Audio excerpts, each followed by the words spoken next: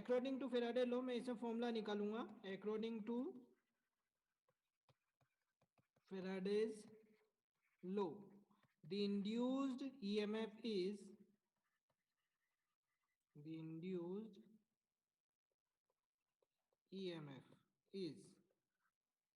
फोक चल रहा है, फोक तो बाद में चलाएंगे, पहले ये पढ़ लो। Minus d phi by D t, यही था फॉर्मूला।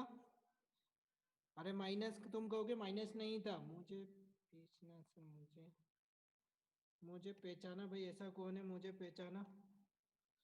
ऐसे पहचानने में नहीं आते बिना शकल के बिना नाम के। कौन सी क्लास है? अब मुझे पता नहीं, मैं कमेंट बंद कर दूंगा। अब ऐसे ऐसे आए तो कौन सी क्लास चल रही है? जो चल रही है जिसे पढ़ लें, आपके फायदे की है, बेनिफिट्स की, आपको बेनिफिट होगा। कौन सा चैप्टर चल रहा है भाई, लिख दूं यार। ईएमआई चल रहा है।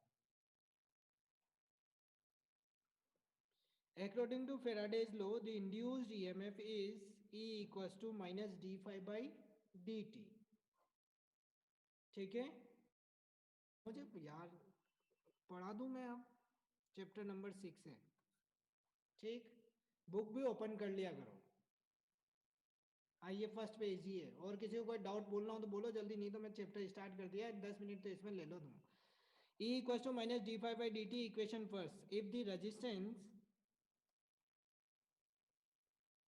if resistance of closed surface is R, then induced current is,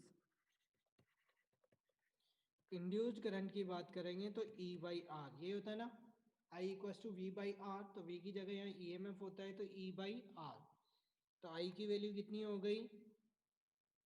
mode हटा दिया तो माइनस आ गया ना भाई, मैंने अभी अभी बोला था मोड नहीं लिया है यहाँ पे, अधिकतर जगह मोड नहीं लेंगे। तो I इक्वस टू E की वैल्यू रख दी तो कितना हो गया? Minus d phi by D t, यही आया अपने पास। एन लूप्स होंगे तो वो भी ले लो चाहो तो, फॉर एन लूप्स, नहीं तो बाद में कहोगे एन लूप्स कहाँ गए, एन कहाँ गया, एन भी ये ले लिया मैंने एन लूप्स के लिए।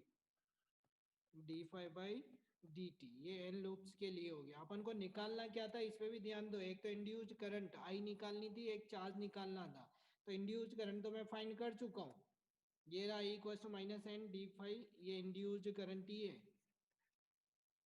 D Q upon D T. हाँ हाँ हाँ, D phi by D T. अब चार्ज की बात करेंगे तो चार्ज के लिए क्या लेंगे, आप जानते हो, we know that, we know, क्या know, I equals to d Q upon D T. तो q d q equals to I की वैल्यू ऊपर से रख दें, आई की वैल्यू रख दोगे तो कितना हो जाएगा? Minus N D Q upon D T, और आई की value minus N upon R D phi by D T. ठीक है, बेक जल्दी से ये लो लो लो।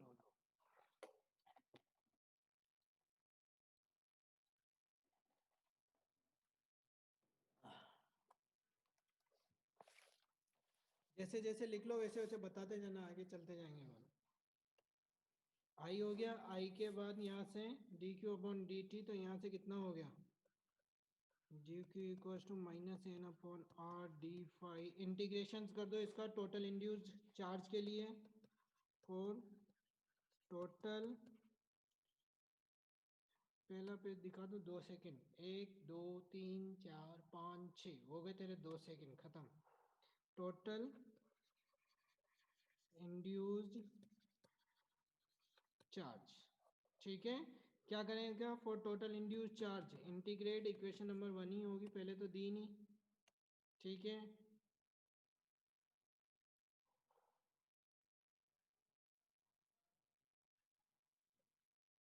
इंटीग्रेट इक्वेशन 1, दो दो क्या टाइप कर रहे हो बेटा यार, पागलों की जैसे, ये पढ़ लो ना यार, ऐसे फिर एक तो मस्ती मजाक में पढ़ते रहा करो। और इंटीग्रेट विद लिमिट इक्वेशन 2, ये ले 2 विद लिमिट इक्वेशन 2 है क्या? ये पहले कहाँ दी है? ये रही पहले, ठीक है, दो टू आ गई। इक्वेशन 2 विद लिमिट कहाँ से कहाँ तक? 5 1 टू 5 2, मतलब जो चार्ज जहाँ से जहाँ तक ट्रांसफर हुआ है। डी क्यू का तो वैल्यू क्यू हो गई, डी क्यू का Q minus N upon R, D phi की फाई, और इंटीग्रेशन 5 1 से 5 2 करोगे तो लिमिट 5 1 से 5 2, तो 5 2 माइनस 5 1 यही आएगी। अब चाहो तो बाहर वाला चार्ज अंदर ट्रांसफर कर दोगे तो कितनी हो जाएगी इसकी value? Q equals to N upon R 5 1 minus 5 2, ये चार्ज का फॉर्मूला हो गया। ठीक है, इंड्यूस्ड करंट और induced charge N upon R integrate क्यों नहीं किया? कौन सा एन अपॉन आर? अरे एन अपॉन आर कैसे करोगे यार, कांस्टेंट है एन। तुम भी गजब करते हो, कौन सबका ही कर दो, टू भी मल्टीप्लाई हो रहा तो टू का भी कर देना। अब इंपॉर्टेंट डेरिवेशन, इस चैप्टर का जो इंपॉर्टेंट डेरिवेशन है वो emotional induced EMF, emotional induced, क्या हो गया,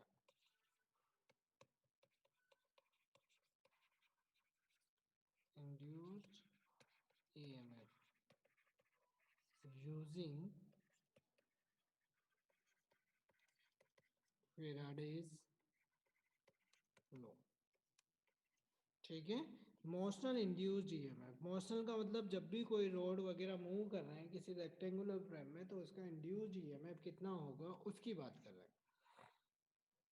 ठीक है, motional induced EMF using Faraday's law. अब मोशनल इंड्यूस्ड ईएमएफ का मतलब समझने की कोशिश करना। मैग्नेटिक फील्ड के अंदर किसी भी रेक्टेंगुलर फ्रेम को इंड्यूस्ड ईएमएफ मूव करते हैं तो मैंने ये मैग्नेटिक फील्ड लिया है इनवर्ड, इनवर्ड का मतलब क्रॉस, ये मैग्नेटिक फील्ड हो गया। इससे मैंने एक रेक्टेंगुलर फ्रेम लिया P Q are and S, ये रेक्टेंगुलर फ्रेम है जिसमें पी क्यू वाली जो साइड है, बेटा समझने की कोशिश करना, पी क्यू वाली साइड जो है वो मूवेबल है, like a channel gate. Channel gate में क्या होता है, पी क्यू और एक साइड जो होती है वो मूवेबल होती है, अरे होती ही नहीं होती है, एक साइड मूवेबल होगी ना उसमें, चैनल गेट में। ऐसे ही ये पी क्यू क्या है, मूवेबल है। ठीक है, और इसकी विड्थ जो है वो x है, लेंथ l है। यहाँ तक किसी को कोई डाउट? और ये मैग्नेटिक फील्ड इनवर्ड है ही सही। पी क्यू मूवेबल है, rectangular frame P Q R S, जिसमें पी क्यू मूवेबल फ्रेम है जो टुवर्ड्स एस की साइड में मैं मूव करूंगा। ये लो, ये इधर v वेलोसिटी से मूव किया, पी क्यू मूवेबल है। क्यों मूवेबल ले रहे हैं, क्यों अभी बता दूंगा मैं मूवेबल लेने का क्या रीजन है। क्योंकि अपने पास मैग्नेटिक फील्ड लाइन चेंज होनी, पहले तो अपन ने क्या किया था, मैग्नेटिक फील्ड लाइंस को, मैग्नेट को कॉइल के पास में मूव किया था तो कॉइल में से पास होने वाली मैग्नेटिक फील्ड लाइंस क्या हो रही थी, चेंज। ठीक है, अब यहाँ पे क्या होगा, जो इस एरिया में से पास होने वाली, मतलब ये पी क्यू आ रहे से उसमें से पास होने वाली मैग्नेटिक फील्ड लाइंस इस पी क्यू को मूव करोगे तो चेंज होगी, यानी कि फ्लक्स चेंज होगा, और फ्लक्स चेंज होगा तो क्या होगा, इंड्यूस्ड ईएमएफ और इंड्यूस्ड करंट प्रोड्यूस होगा। तभी तो प्रोड्यूस करना है अपन को इंड्यूस्ड ईएमएफ। इसलिए अब यहाँ चेंज क्या हो रहा है, एरिया। अब एरिया के लिए क्या बात करते हैं, देखो, area of the rectangular loop is, इस डायग्राम से रिलेटेड थ्योरी आप लिख सकते हो, है ना। We take a rectangular loop P Q R S which is placed in the magnetic field perpendicular to the magnetic field in which PQ side is movable and its length is L and RQ is X। बस जो diagram में दिख रहा है वो लिखना है, उससे ज्यादा कुछ नहीं लिखना है। ठीक है, तो area, the area covered by the frame, the area covered by the frame PQR S, यही है। इसके थ्रू एरिया कितना कवर्ड किया गया, एल इंटू एक्स। क्या रिपीट करूं बेटा, ये तो बताओ प्लीज रिपीट। सर क्या रिपीट करना है ये बोलो फटाफट। स्टेटमेंट कुछ भी नहीं है, जो डायग्राम दिख रहा है वही स्टेटमेंट है, इसके अलावा और कोई स्टेटमेंट नहीं है। डायग्राम दिख रहा है ना आपको, डेफिनेशन है ही नहीं। डेफिनेशन किस चीज की, जो डायग्राम में दिख रहा है वो ही स्टेटमेंट है, उसके अलावा और कुछ भी नहीं है। ठीक, ये तो हो गया अपने पास। स्टेटमेंट कौन सा यार, मैंने लिखा है ये दिख नहीं रहा आपको डायग्राम में क्या क्या दिख रहा है। वी टेक वाला उसमें ही टाइम पास करते रहो, मैं बोलता ही नहीं, बढ़िया है। उसमें बोलूंगा जिससे क्या होगा। We take a rectangular frame PQRS which is placed in the perpendicular of magnetic field, and PQ length is L and RQ is X. PQ is a movable part which is moved with velocity V towards SR. बस हो गया, अब तसल्ली मिल गई। देखो अब flux area हो गया, फ्लक्स हो गया। अब बात कर रहे हैं अपन किसकी, मैग्नेटिक फ्लक्स की। द मैग्नेटिक फ्लक्स, तो फाई एम, मैग्नेटिक फ्लक्स का फॉर्मूला क्या होता है, बी ए कोस थीटा। ये होता है ना बी ए कोस थीटा। तो थीटा कितना है यहाँ पे, जल्दी बोले, थीटा किस किस के बीच में होता है। थीटा इक्वल्स टू 0 डिग्री, क्योंकि बी और ए एरिया वेक्टर, ये स्लैब ऐसी तो एरिया वेक्टर भी इधर है और मैग्नेटिक फील्ड भी इधर ही है, दोनों के बीच में एरिया वेक्टर 0, तो फाई की वैल्यू 0, तो phi m theta equals to 0, तो phi m equals to B A, यही बचा। Phi m equals to B A की value from equation 1, from equation first, last page, ये लो इधर लास्ट पेज, जल्दी जल्दी लिखें लेकिन।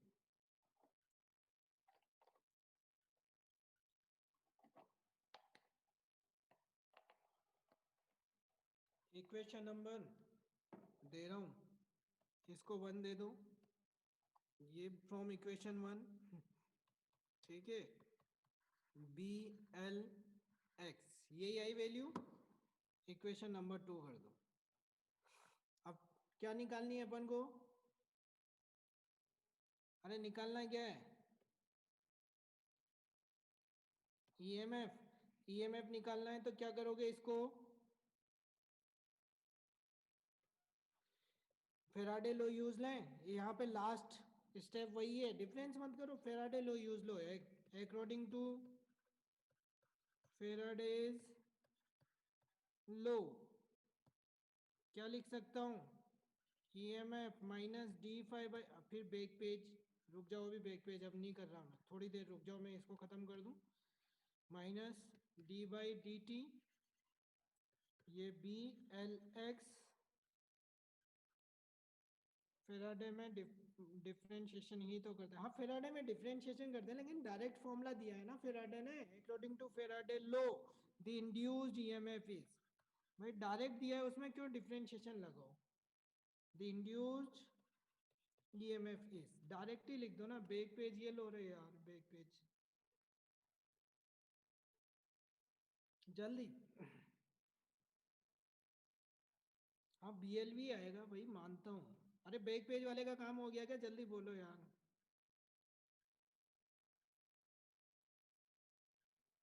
बोले ही नहीं, मैं आगे बढ़ता हूँ। यहाँ से क्या कांस्टेंट है,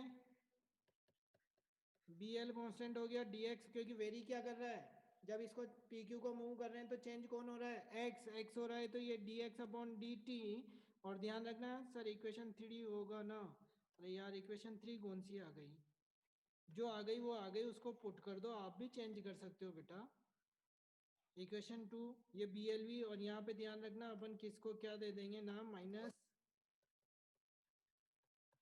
D x upon D T, इसको ही मैं नाम दूंगा वी। नेगेटिव क्यों लिया, क्योंकि उसकी वेलोसिटी जो है अपन मूव कर रहे हैं, मतलब अपोजिशन के कारण हो रही हो, अपोजिट, तो इसको वी नाम दे दिया, तो E M F equal to कितना हो गया, बी एल वी।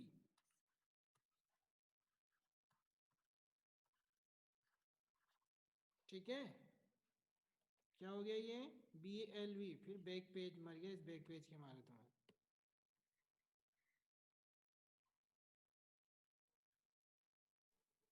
क्या करूँ इस बैक पेज वाले का भाई, कुछ भी नहीं करना, मैं चैटिंग नहीं बंद कर दूंगा, अब चैट बंद करूंगा मैं थोड़ी देर, क्योंकि बैक पेज यार शर्म आनी चाहिए बैक पेज वाले को।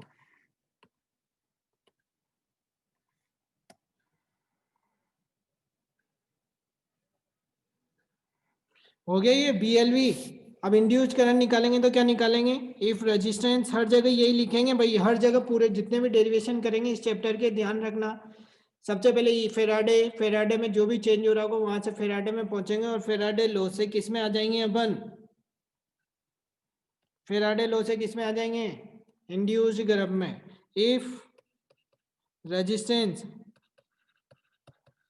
Resistance of frame PQRS is, कितना लेके चल रहे हो, capital R, then induced current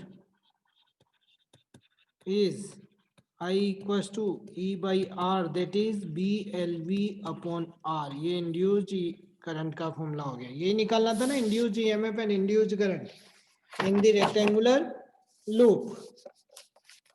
ठीक है, अरे किसी को कोई डाउट, उन्होंने बोल दो कि लास्ट में स्क्रीनशॉट लेंगे, कोई दिक्कत नहीं है, लेने दो जिसको जो भी लेना। अब यहाँ से रिलेटेड थोड़े से कुछ टॉपिक और कर लेते हैं, फिर इसके कुछ न्यूमेरिकल हैं जो भी करवाऊंगा मैं। न्यूमेरिकल करें एक दो, बहुत दिन हो गए, लिखो न्यूमेरिकल न्यूमेरिकल न्यूमेरिकल कुछ न्यूमेरिकल है वो करने पड़ेंगे आपको। लिखना स्टार्ट करें न्यूमेरिकल। रेजिस्टेंस का क्या काम आएगा, करंट को रिड्यूस करने में। लिखो, find out the magnitude of induced EMF, find out the magnitude of induced EMF in a coil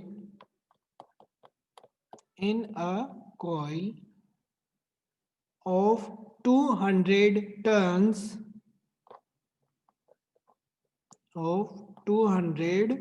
turns and area of cross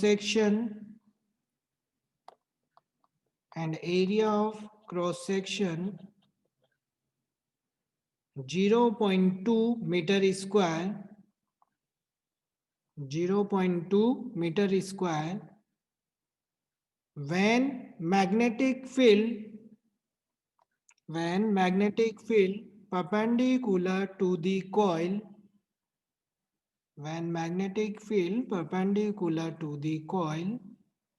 changes from 0.1 Weber per meter square to 0.5 Weber per meter square in a period of 0.5 second।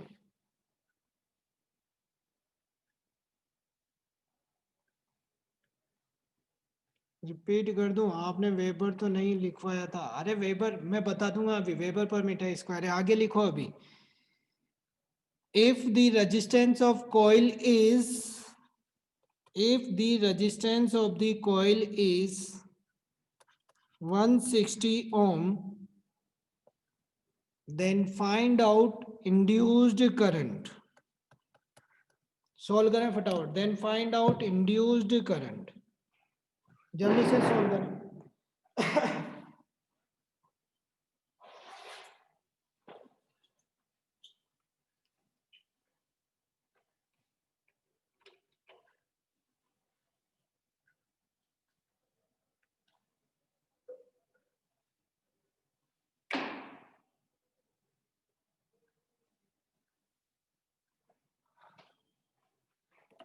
1 ampere I है, 1 ampere थोड़ी आ रही होगी यार। Repeat कर दो please sir, question इतना बड़ा था यार, रिपीट करवा रहे हो यार, शर्म आनी चाहिए यार।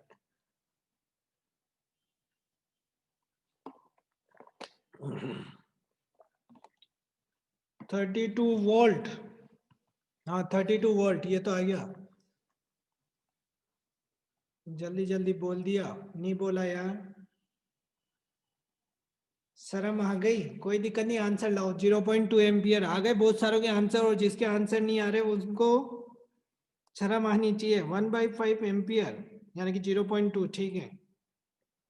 कौन सा फॉर्मूला लगेगा समझ नहीं आ रहा है यार, क्वेश्चन बोल दो, मैं नहीं बोल रहा, अब किसी से ले लो क्वेश्चन, क्वेश्चन छोटा मोटा होता तो बोल देता यार, आसान था, कोई दिक्कत नहीं, आसान था तो मैं कौन से टफ क्वेश्चन करवाता हूँ, आसानी तो करवाता हूँ। देखो इसने क्या क्या दिया था, मैं सोल्व कर दूं, जिसका नहीं आया हो फॉर्मूले खुद लगाना, मैं तो केवल ये बताऊंगा। इसने दिया है find out the magnitude of induced EMF in a coil, यानी कि मैग्नीट्यूड ऑफ इंड्यूस्ड ईएमएफ ये निकालना है। टर्न्स दिए हुए हैं n इक्वल्स टू 200, वो कोई कहता ना कि क्या लिखना है क्वेश्चन में, तो ये नंबर ऑफ टर्न्स ये गिवन ही लिख रहा हूं मैं, एक तरीके से जो यहाँ लिखे हैं वो सब गिवन ही है, गिवन की फॉर्म में लिखूं क्या, चलो गिवन की फॉर्म में लिख देता हूँ फटाफट।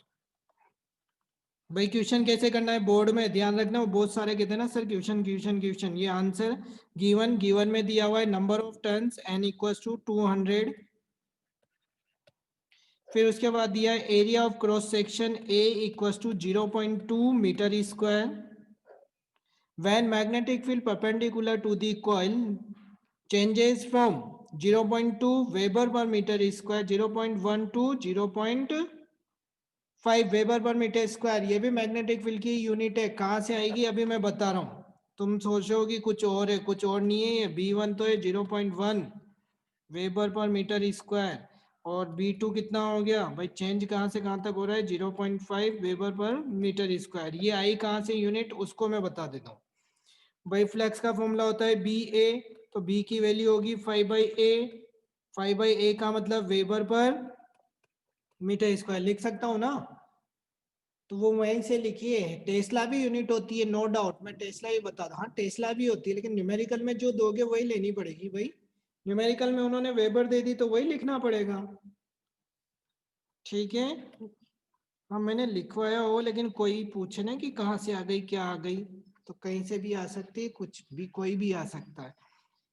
Back page please for 1 second, back page में तो ये है यार, बैक पेज का नाम क्यों लेते हो मेरे को समझ में नहीं आती, ठीक है बैक पेज वालों का काम हो गया। बैक पेज के डेरिवेशन के बाद तो न्यूमेरिकल कर चुके हैं अपन, 0.5 वेबर पर मीटर स्क्वायर, फिर इसके बाद दिया हुआ है क्या इन अ पीरियड, टाइम पीरियड भी दिया हुआ है, कितना टाइम दिया हुआ है t equals to 0.5 second change होने का flux, if the resistance R 160 ohm, ठीक है, then find out induced current, यही निकाल रहा है, नंबर ऑफ टर्न्स दिया हुआ है, तो फॉर्मूला सबसे पहले बात करें, मैं नेक्स्ट पेज पे लिख दूं क्योंकि इधर है ही नहीं कुछ, चलो इस सबको इधर ट्रांसफर करता हूँ मैं, नाम फोटो वगैरह सब इधर ही कर देता हूँ। इंड्यूस्ड ईएमएफ, इंड्यूस्ड ईएमएफ का फॉर्मूला मैग्नीट्यूड में ले लो चाहो तो n D phi by D t, यानी कि यही था delta phi by delta T, तो इंड्यूस्ड ईएमएफ इसको क्या लिख सकते हैं अपन, delta phi by delta t को, phi equals to B A, तो B2A कॉमन ले सकते हो वैसे क्योंकि सेम है, लेकिन मैं एक बार तो फॉर्मूला लिख रहा हूँ इसलिए, ये EMF ये NA सेम है तो बाहर ले लो, P2 minus B1 upon T, value रख देना, आंसर आ जाएगा, कितना आएगा आंसर 32 वोल्ट, ये आएगा ना, ठीक है। और करंट निकालनी है तो करंट का फॉर्मूला क्या होता है, induce current I equals to E/R, यानी कि 32/160, 32/160 दैट इज 0.2, फाइव क्या है अब मुझे पता नहीं, फाइव क्या, चैप्टर खत्म हो मतलब मिड हो गया और फाइव पूछ रहे हो यार, मुझे पता नहीं है फाइव क्या है, फ्लक्स है भाई, फ्लक्स फाइव, चलो पूछो, मैग्नेटिक फ्लक्स, हाँ बताना चाहिए वैसे, मेरे को पूछने वाले की तो पूछ सकता है, उसकी क्या जिम्मेदारी, बताने की जिम्मेदारी मेरी है, मैं बताऊंगा बताऊंगा, चलो फ्लक्स है मैग्नेटिक फ्लक्स, आगे बढ़े, नेक्स्ट न्यूमेरिकल, इस टाइप के तो ही जाएंगे, एक और नया टाइप, लिखो नेक्स्ट नंबर क्वेश्चन जो इजी है. The magnetic flux is given as, magnetic flux is given as 5t square plus 5, 4t cube plus 5t square plus 5 weber. Weber ही होगी ना, क्योंकि क्या है ये फ्लक्स. लास्ट पेज ये लो यार, लास्ट पेज के मारे परेशान हूँ मैं आता. लास्ट पेज वाले जल्दी लिखें, स्क्रीनशॉट ले लिया करो जब छूट जाए तो, या लास्ट में स्क्रीनशॉट पे भी बिलीव रखो, मत रखो लेकिन लास्ट में मैं खुद बिलीव नहीं रखता लास्ट टाइम. डन. ये लो वेबर. कैलकुलेट, कैलकुलेट, मैं जल्दी जल्दी पढ़ा रहा हूँ, जल्दी जल्दी पढ़ाना है, क्रेश कोर्स है वही है. Calculate induced current through the coil, calculate the induced current through the coil at t equals to 2 second when resistance is 3 ohm, when resistance is 3 ohm. Solve करें जल्दी से, इससे छोटा आंसर नहीं हो सकता. आंसर आ गया वैसे 38/3, 68/3 जिसका भी आंसर आया, लेकिन बेटा उसकी तरह ही करना. हमें क्रैश कोर्स नहीं बोला था तो टाइम भी तो देखो. क्रैश कोर्स नहीं बोला था तो कोई दिक्कत नहीं, क्रैश कोर्स नहीं बोला था लेकिन टाइम देखो. अपन धीरे चलेंगे तो फिर चैप्टर नहीं होंगे, वो जिम्मेदारी आप भी ले लो भाई. जितने होंगे उतने ही ठीक. मैं धीरे कर दूंगा मेरी स्पीड, मेरे को कोई मतलब नहीं है. 68/3 आएगा. ये कैसे आ रहा है, क्या रिपीट कर दूं अभी इसमें क्वेश्चन में. यहाँ दिया हुआ है 5 दिया हुआ है. Magnetic flux is given as, magnetic flux is given as 5 equals to 4t cube plus 5t square plus 5. Magnetic flux निकालना है, t इक्वल्स टू 2, करंट निकालनी है t इक्वल्स टू 2 पे. सर वो हमारी गलती थोड़ी नहीं है, वो पहले से एग्जाम है. मैं क्लास बंद भी कर सकता हूँ पहले लेना चाहिए था मेरे पास जब लोड आएगा तभी तो लूंगा ना, क्लास की बोलेंगे तभी तो. मेरी जिम्मेदारी थोड़ी है भाई क्लास अब ले रहे हैं या बाद में ले रहे हैं. हे ठीक है, कल से क्लास नहीं है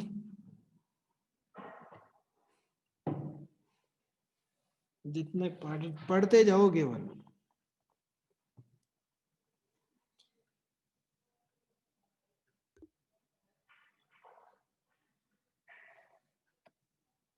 चलो फटाफट इसको सॉल्व करो. तो इसमें BLV क्यों नहीं लगाया. अरे इसमें BLV लगेगा क्या, direct EMF equals to d∅/dt लगाओ और आंसर लाओ. डायरेक्ट इसका डिफरेंशिएशन करोगे क्योंकि EMF निकालना है, तो डिफरेंशिएशन करोगे तो कितना हो गया 12t स्क्वायर प्लस 10t. यही हुआ ना, यही हुआ. इसमें t इक्वल्स टू कितना रख दो, t इक्वल्स टू 2 सेकेंड दिया हुआ है, तो EMF इक्वल्स टू 12 इंटू 2 का स्क्वायर 48 प्लस 10 इंटू 2 20, तो ये हो गया 68 वोल्ट. जब 68 वोल्ट हो गया तो I इक्वल्स टू 68/R कितना है 3, तो I इक्वल्स टू कितना हो गया 22.6 एम्पियर.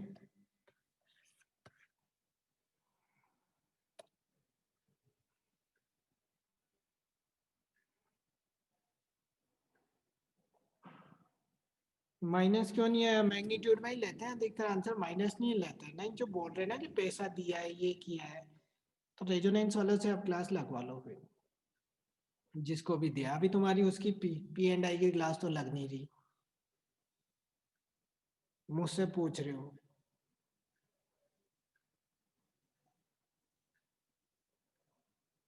फिजिक्स की क्लास की भी कोई ये नहीं है, मैं मेरी हिसाब से क्लास ले रहा हूँ बिना सैलरी के. आज मैंने सैलरी की बोला, अभी तक सैलरी, इन्होंने बोला शाम को आ जाएगी सैलरी, अभी तक सैलरी नहीं आई है, तो कल क्लास भी नहीं ले सकता मैं, ऐसी कोई ये दिक्कत नहीं है.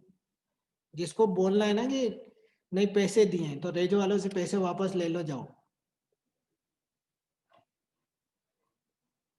वो तो मैं सोच रहा हूँ कि तुम्हारा नुकसान नहीं हो, क्योंकि कोई क्लास नहीं लग रही है सही ढंग से। तुम बोल देख लो जो भी वीडियो लेक्चर अपडेट हुए क्या तुम्हारे अभी तक?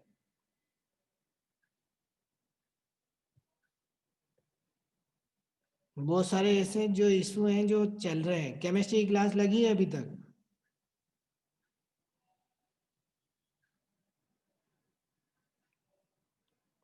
फिजिक्स में मैं ले रहा हूँ वो, भाई नुकसान नहीं हो तुम्हारा, लेकिन फिर उसके बाद ऐसे ही ये करोगे ना बातें कि पैसे दिए हैं ये दिए हैं, तो मुझे नहीं दिए हैं आपने पैसे। रेजो वालों से पैसे ले लो वापस, नहीं लग रही क्लास। गजब करते हो यार, जो पढ़ना है वो पढ़ाई के, जो डाउट पूछना है वो तो नहीं पूछोगे।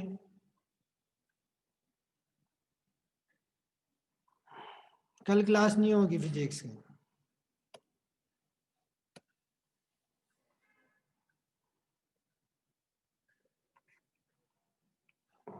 सैलरी आएगी करेगी तो मैं क्लास ले लूंगा, नहीं आएगी तो क्लास नहीं है। नेक्स्ट टॉपिक लिखो। Energy conservation in Faraday's law.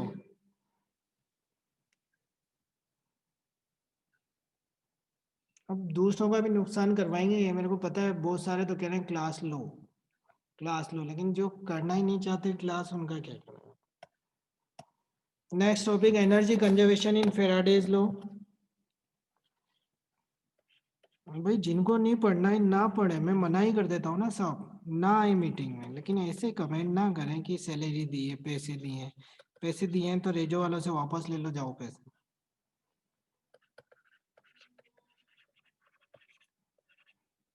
तुम्हें पैसे मिलेंगे अभी तो, जाने कितनों ने जो जुलाई के टाइम वो लगाया था ना रिफंड का, वो अभी तक नहीं मिला है।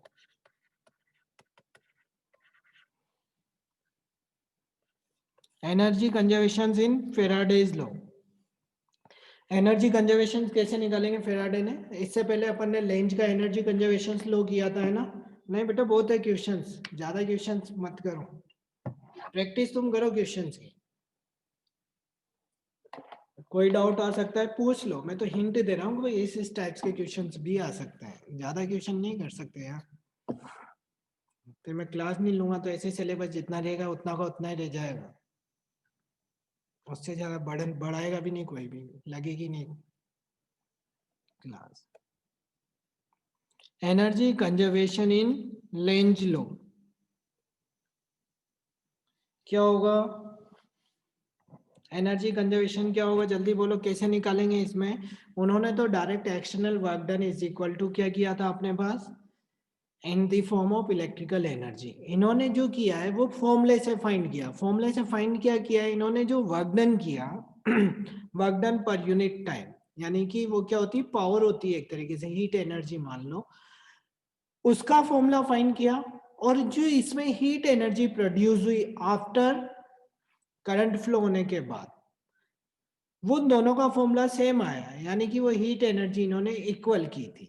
तो कुछ भी नहीं है, इसका डायग्राम वापस वही पुराने जैसा ही, बस थोड़ा सा समझना है आपको, और तो सब कुछ पुरानी चीजें हैं।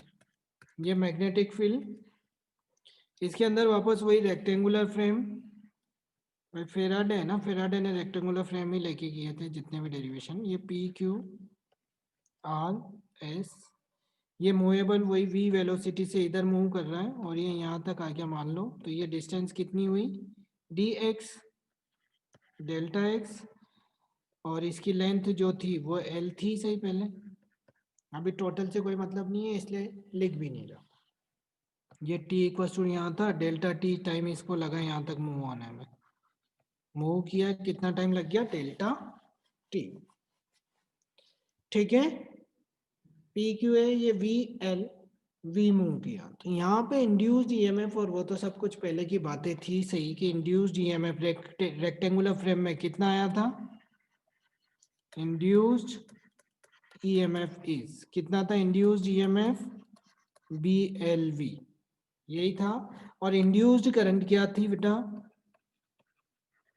Induced current I equals to B L V upon R. Equation number ये 1 थी, इसको 1 दे दो, इसको 2 दे दो, यही होगा। तो अब ये एक चीज यहाँ ध्यान रखना, क्या ये मूव करने पे इसमें जो करंट प्रोड्यूस होगी ना करंट प्रोड्यूस, भाई मूव कर रहा है मैग्नेटिक फील्ड में, तो मैग्नेटिक फील्ड में अपन ने पहले ही देखा था कि मूव करेंगे तो एक फोर्स अप्लाइड होगा इस पे, मैग्नेटिक फोर्स। जैसे आप मूव करोगे मैग्नेटिक फोर्स इस पे होगा नहीं होगा, और मैग्नेटिक फोर्स जो होता है वो अपोजिट लगता है, ध्यान रखना।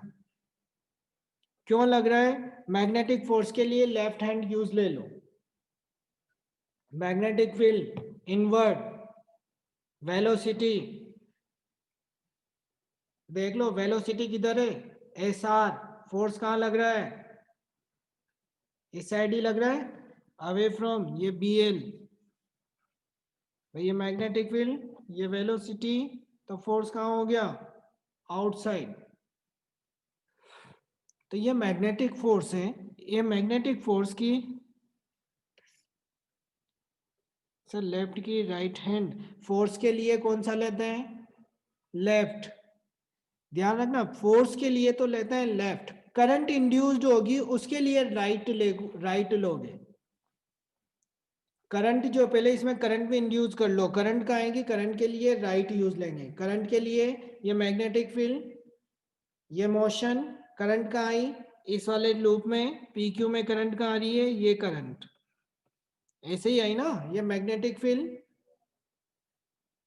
कहाँ जा रही है? मोशन इधर, और ये मिडल फिंगर कहाँ आ रही है? डाउनवर्ड। तो ये हो गया करंट आई, ऐसे फ्लो हो रही है इसमें करंट। जब करंट ऐसे फ्लो हो रही है तो आप फिर लेफ्ट यूज लो फोर्स के लिए, मैग्नेटिक फोर्स के लिए लेफ्ट यूज लोगे तो magnetic field inward, current downward, तो फोर्स कहाँ लगा? ये फोर्स, यही हुआ ना। पहले करंट के लिए तो लेना पड़ेगा राइट, फिर लेना पड़ेगा फोर्स के लिए लेफ्ट, तो ये फोर्स, और फोर्स कितना अप्लाइड होगा? When current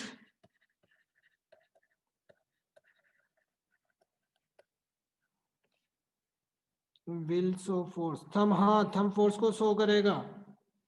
current, when current induced then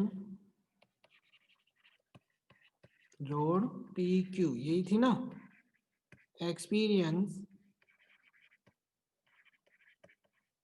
magnetic force,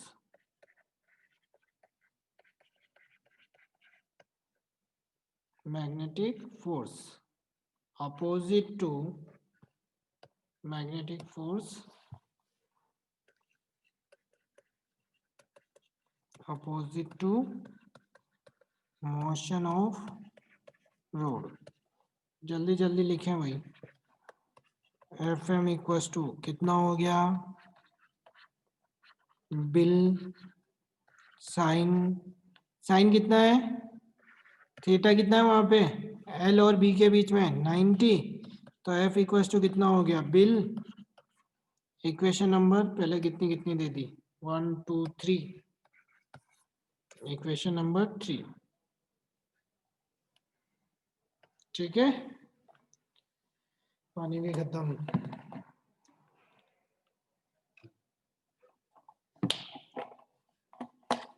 जल्दी जल्दी, हाँ वर्क डन निकाल रहे ना अभी। Work done, the amount of work done,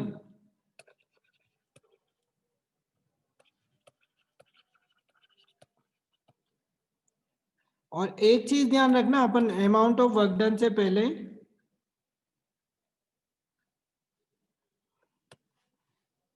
जो एक्सटर्नल फोर्स है वो मैग्नेटिक फोर्स के इक्वल लेके चलते हैं कि मैग्नेटिक फोर्स कितना होगा। तो यहाँ पे ध्यान रखना, द एक्सटर्नल फोर्स, ये तो मैग्नेटिक है, the external F external is equal to applied is equal to magnetic force. तो ये एफ मैग्नेटिक जो था वो किसके इक्वल हो जाएगा? एफ एक्सटर्नल के। इक्विलिब्रियम में लेके चलते हैं दोनों को, दैट इज यसो एफ एक्सटर्नल इक्वल टू कितना हो गया? बिल। Equation number 4, then work done is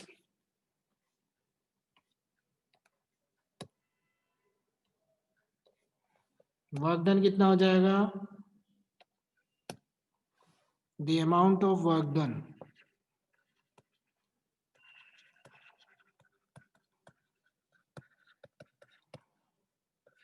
work done का फॉर्मूला फोर्स एक्सटर्नल यूज ले रहे हैं डेल्टा एक्स, जैसे फोर्स लगा वैसे ही तो ये मूव हुआ ना, तो कितना हो गया एफ एक्स की value bill into delta x equal होंगे तो मूव नहीं करेगा। हाँ ये मेरे को पता था डाउट आएगा, जिसका भी आया है।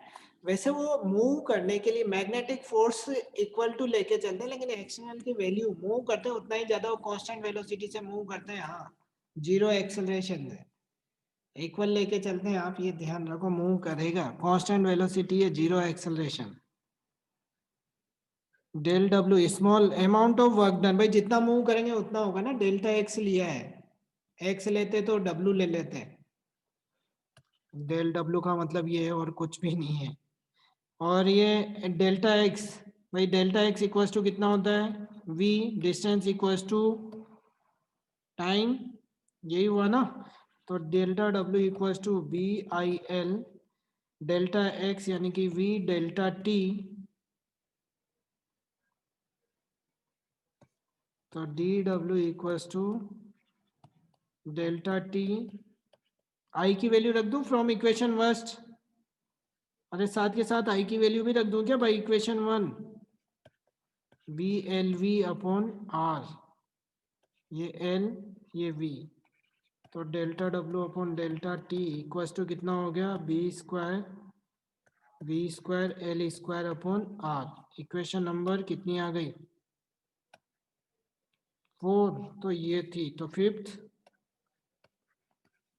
ऐसे ये तो हुआ एक्सटर्नल फोर्स के थ्रू जो वर्क डन हुआ है। अब हीट एनर्जी का जो फॉर्मूला है उसको यूज लेते हुए निकालेंगे नेक्स्ट। तो heat produce in delta time, the heat produced in delta t time due to induced current is, क्या होता है, हाँ ये तो पावर है, वही heat energy, delta h heat energy का formula I square R t, ये होता है ना आई स्क्वायर आर टी, तो आई की वैल्यू रख दो डायरेक्ट फर्स्ट से बाई इक्वेशन फर्स्ट से, तो B square L square V square upon R square, ये होगा आर डेल्टा टी, तो आर से R cut, delta H equals to B square L square V square upon R, ये आया B square L square V square upon R. Equation 6, क्या equation 5 और equation 6 दोनों equal है ना। तो लास्ट में लिख दो from equation 5th and 6th, लिखो लास्ट में by equation 5th and 6th,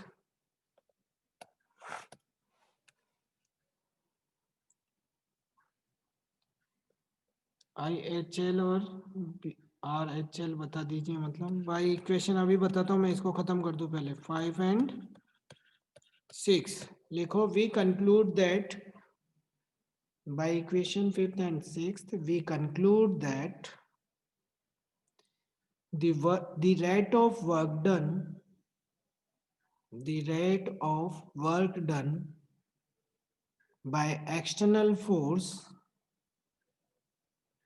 by external force to move the rod, to move the rod in the magnetic field, in the magnetic field is equal to the, is equal to the rate of heat produced, is equal to the rate of heat produced through the rod, ROD. Hence, energy is conserved. In Faraday's law. Hence, energy is conserved in Faraday's law. ठीक है भाई, work done per unit time is equal to heat energy produce per unit time, दोनों equal हो गए। Left hand rule और ये बता दो।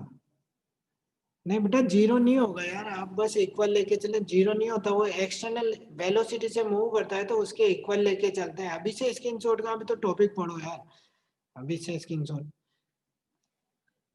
आज जितना हो जाए उतना तो कर लो, कल क्लास नहीं ली तो मैं दिमाग खिसक गया तो क्लास भी नहीं ले सकता, तो ये नहीं है। कौन पूछा था लेफ्ट और राइट? देखो करंट की इंड्यूस्ड होने के लिए कौन सा यूज लेते हैं? करंट के लिए तो जब इंड्यूस की बात करते हैं ना, वो आता है राइट हैंड। राइट हैंड में जल्दी बोलो, ये velocity, thumb, four finger magnetic field, और जो मिडल फिंगर है ये इंड्यूस्ड करंट। तो उस डायग्राम में देखो मैग्नेटिक फील्ड तो इनवर्ड, आपने मूव किया इधर PQ की साइड, PQ को RS की साइड, तो ये फोर फिंगर मिडल फिंगर का आ रही है डाउनवर्ड, आ रही है ना, तो वो करंट को शो करेगी। अब फोर्स की बात करें, मैग्नेटिक फोर्स, तो उसमें आ जाओ left hand, middle finger correct, please class जरूर लीजिए। थंब क्या बोलो, राइट हैंड थंब रूल में सिर्फ थंब रूल था ना सर? राइट हैंड में तो नहीं, दोनों ही थे वहां पे भी, नहीं वहां लेफ्ट था केवल। किसकी बात कर रहे हो आप? फोर्स थंब किस में क्या था?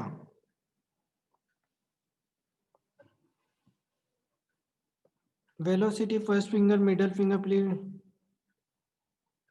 अरे पढ़ते रहो बस।